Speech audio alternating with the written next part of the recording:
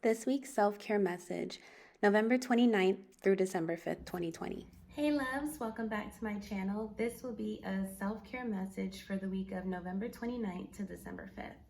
And I will be using the deck, the Sacred Self-Care Oracle from Jill Pyle.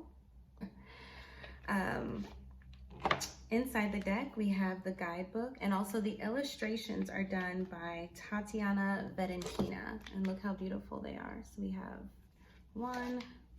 I'll show you some other illustrations within the deck. Look at her, Black Girl Magic. It says chanting for this card. We have spend time with animals, pleasure. So the cards are really colorful, they're fun. And each card has a self-care activity on it. So it's a guided message for the week. What activity can we add into our schedule that we can find pleasure in and maybe try something new? So we think that sometimes we don't have,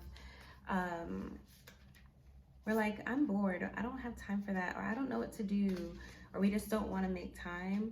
And there's so many ideas. So this card deck I love because we get to realize that this is a 55 card deck. There's 55 different ways I can take care of myself. And one card a week is more than a year. So there's 52 weeks in a year. One card a week is a whole year and 3 weeks of self-care activities to do. So I'm going to show you inside the deck as well. It says, take care of yourself so you can shine your soul's light. So cute. Very well thought out, very pretty, colorful. I'm excited to pull a card. So I'm going to start shuffling. So if someone would like, they can definitely timestamp this video.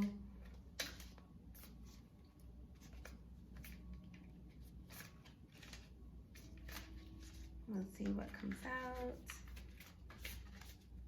It's funny, as long as I've been shuffling cards, I feel like I'm never really getting good at finessing them. Like how people be like and doing all this crazy hand stuff. I keep it simple over here. Still with good intention, still wanting to see what Spirit has for the week.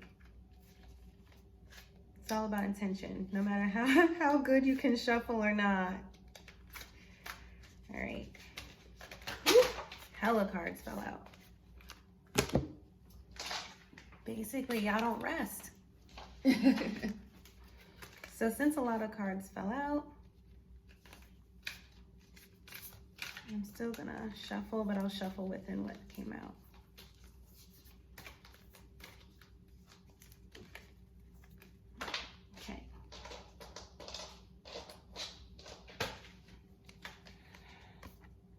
Yes, make a meal. That's one. I'll put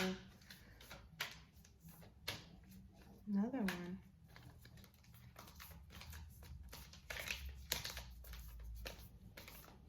Okay. And dream journal. These are the two pulls for this week. So let's start with dream journal. Dream journal is number 20.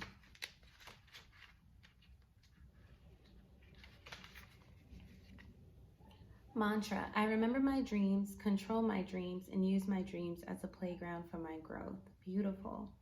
Dream journaling is a powerful practice. Once you establish a flow with it, there are many insights to gather from your astral adventures.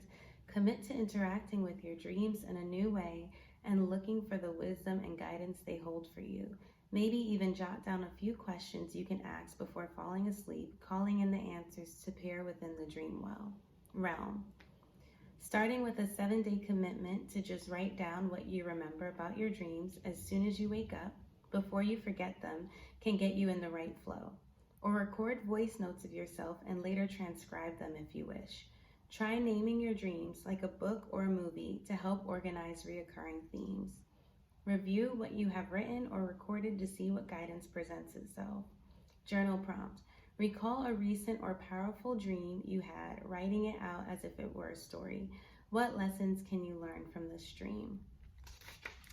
I love how that came up just because I just had a dream, and a lot of it I felt like was giving me messages about how I should move forward, my need to slow down. But because I didn't journal it this morning, as soon as I woke up, it's gone.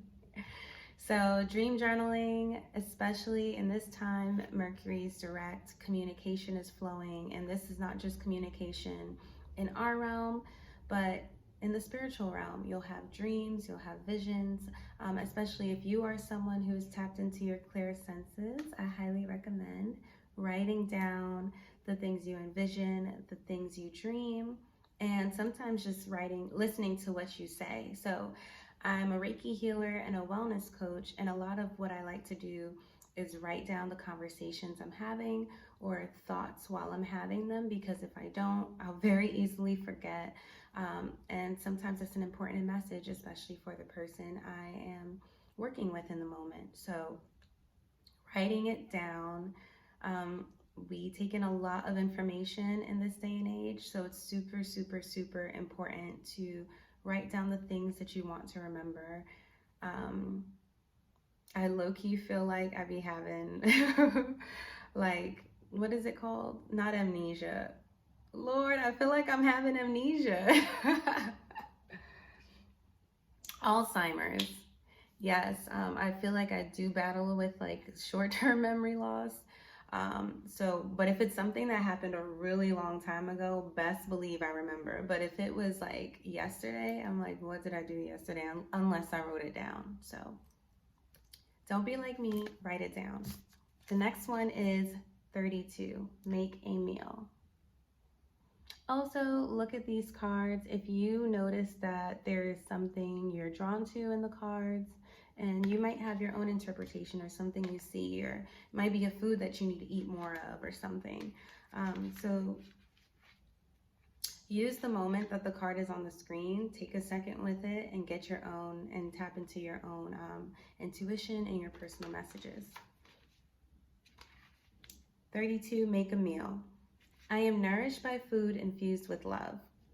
When made with love and intention, food has the power to nourish us beyond a physical level. Prepare yourself a beautiful meal that's healthy and delicious, perhaps a favorite from childhood, or a dish with seasonal ingredients bought from a market or shop offering organic and local produce. I love the farmer's market. So I highly recommend, if you have a farmer's market in your neighborhood, try to find one. Especially, I think the weekends are great, like a Sunday farmer's market is great, where you can start your week. And this video will be posted before the 29th. So if you're seeing this video, you'll have time to go to a weekend farmer's market, start your week early, have some good foods and vegetables in your house that are fresh, especially because we're in a lockdown, or a shutdown, at least here in California. And I think throughout the world, places are starting to shut down again. You do want to make sure you have organic and good produce in your house. You want to make sure that you are putting love and intention in your food and eating nutritious things for your body. So that should be every day, not just for once in this week. So really, really take care of yourself this week. It says, remain mindful and present throughout the entire process, consciously infusing love and gratitude in the food you make. Eat it with the same level of presence and appreciation. I be needing to slow down when I eat. So that was my message. So if you're someone who eats fast, it's telling you take your time. Whether you are hosting a grand feast with loved ones or a weeknight dinner for one, a simple dish or the most complex cuisine, take great pride in knowing that your two hands created it. So make something yummy for yourself. I know that this past week, a lot of people have celebrated Thanksgiving. If you have been someone who's been out around people this past week, maybe take time to really take care of yourself, feed yourself nutritious foods, have oregano oil, black castor oil. Those are just two pressed oils I recommend for immunity boosting, but there are many other things that you can have and take and use. So I highly recommend speaking to your doctor or a physician about what you should take for your body.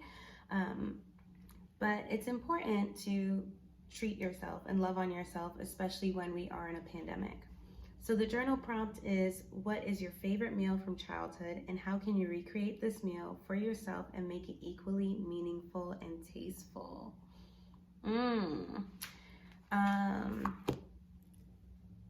I don't know.